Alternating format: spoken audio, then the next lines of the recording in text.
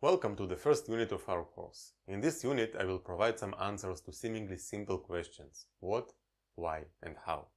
This unit will allow us, me the teacher and you the students, to set up a common language and to understand what this course is about. You will also see some interesting examples and use cases.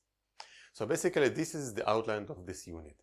We will start with the what by seeing some motivational examples, continue to the why data visualization works, switch to the question of what is the right approach, and finally we will end up with the overview of the how to produce good and effective data visuals.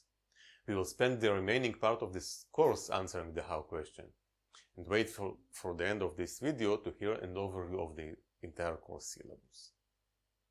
So, what is data visualization? I assume that the fact that you watch this course means that you've seen an example or two of data visualization in your life.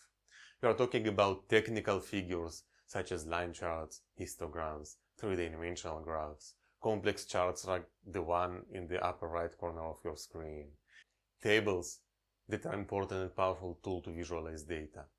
There are situations in which the tables are highly superior to graphs. We will have an entire unit devoted to tables in this course.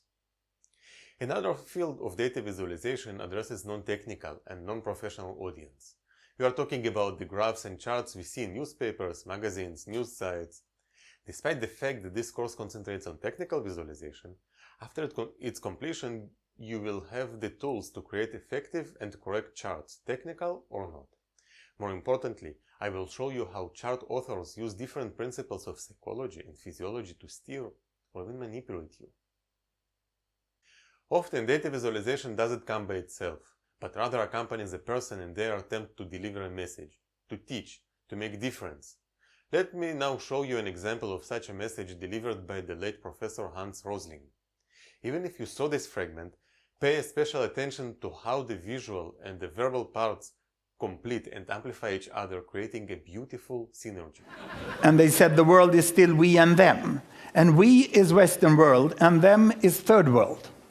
And what do you mean with Western world? I said, well, that's long life in small family. And third world is short life in large family. So this is what I could display here.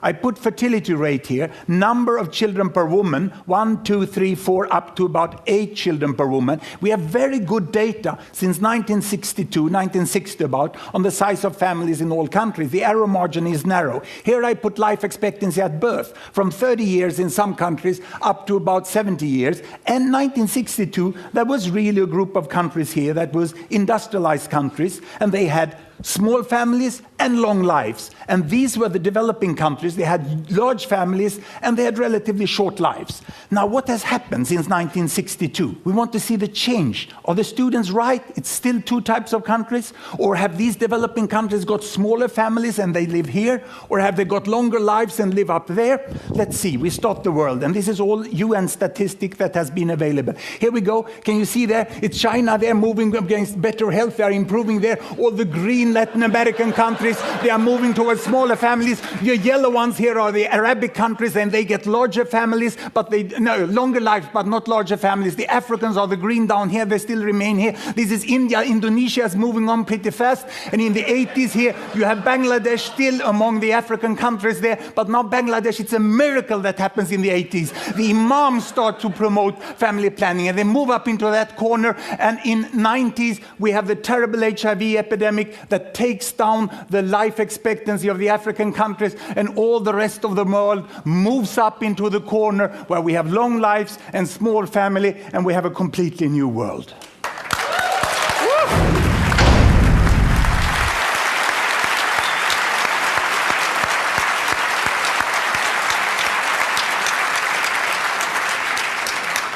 Let me make. At the end of this fragment, Professor Rosling received standing ovations.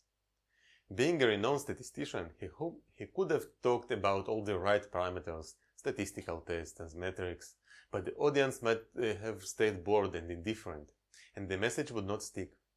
It is the well-crafted visualization and his passion made Professor Rosling's message stick and be remembered. Now, let us ask the why question. Actually, we will ask two why questions. Why is data visualization effective? And why should we study it instead of relying on our taste? The answer to both these questions originates in the fact that 70% of our brain's sensor regions are devoted to the vision. 70%. That means that at least this fraction of our communication efforts need to target the vision. That is why understanding of how visual perception works is the key point to effective data visualization. However, there is a problem. According to many studies, our attention span is finite. Even if it's not shorter than that of goldfish like some people suggested, you have to agree it's limited. It is due to this limitation, the faster your message moves, the more effective it is.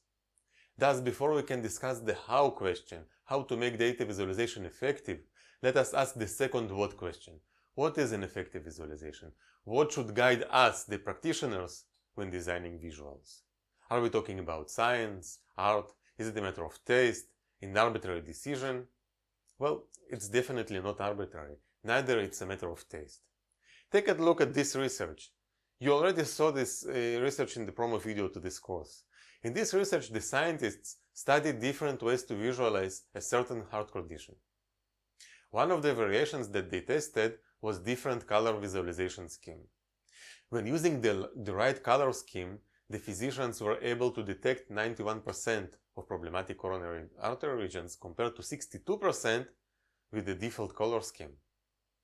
This is not the only example of a data visualization research. Every year, dozens of papers are published that explore the field of data visualization using empirical methods. Sure, taste is important in creating visuals. Sure, art can play a role in this process too, but effective data visualization is based on solid science, empirical and theoretical. How then do we make sure this science works for us? How do we achieve the most effective result? We will spend the rest of this course trying answering these questions. Let me now show you a short introduction that will give you some food for thought. This picture shows a simplified diagram of the human vision process. The human brain processes visual information in three mostly sequential processes: iconic memory, working memory, and long-term memory. The fastest processing occurs in the iconic memory. It works very fast, but it has very limited capacity. The working memory is capable of holding more information but works slower. We use the long-term memory to store most of our knowledge. However, it takes time and effort to retrieve a piece of information from that memory. Now recall the attention span problem. It explains the importance of first expression. Put in another way, first expression is the processing that happens almost instantaneously. In terms of this diagram, such an instantaneous processing happens mostly in the iconic and somewhat in the working memory, not in the long-term one. Because of its speed, such processing may be called pre-attentive processing, because it happens without our conscious or aware involvement. It turns out that some visual attributes are more suitable for such processing than others. I will cover in detail many of these pre-attentive attributes in one of the following lectures, but let me show you a quick example. Here is the quiz. How many times does the digit 5 appears on this slide?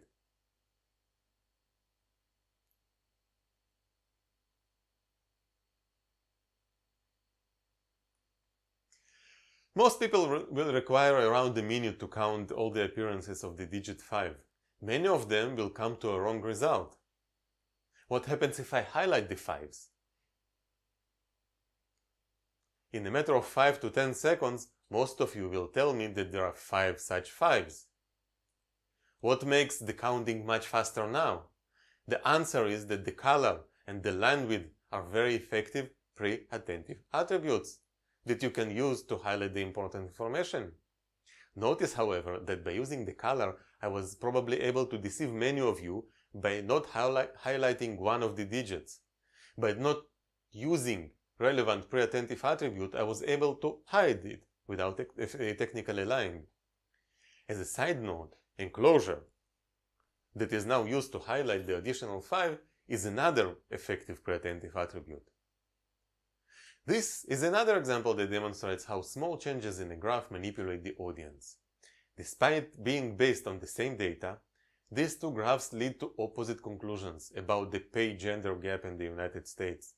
You will learn about the reasons behind this difference when we will deal with the Gestalt principles in one of the following lectures. You will learn more powerful tools during this course. Many of them will help you emphasizing your point, leading others to the right decision, preventing misinterpretation or distractions. Like in the example with the hidden digit, proper visualization technique enables playing down points that you, the practitioner, think are not important for your discussion. However, with great power comes great responsibility. It is up to you to draw the line between the effective and deceiving. This line is not always clear. After finishing this course, you will be able to recognize when and how others try to deceive you. You will also be able to avoid mistakes so that others won't accuse you in unfair manipulation. To sum things up, in this lesson you have seen some data visualization examples. I also talked about why data visualization plays an important role in communication. In the second what section, I convinced you, so I hope, that the scientific approach and not arbitrary decision is the key to effective visualization. Now we are ready to devote our time to the last question. How? How to make your data visuals more effective. So, what's next? In the next video, I will talk about course administration. You will also get your first assignment. After that, in the next session, we will learn two fundamental concepts that will guide you through the remaining of your data visualization career, namely data-ink ratio and information layers. Visit the homepage of this course to see its syllabus. Note that this course is a work in progress. I plan to upload one session every 2 weeks. Don't miss any updates. Go to my blog, gorelic.net, and follow it. Over there you will find the link to my YouTube channel. Visit it and hit the subscribe button. More importantly, this is a free course. My only reward is course popularity and your feedback. Share the word. Answer the survey. Let me know what you think. It's important to me. It's important to you. See you in the next video.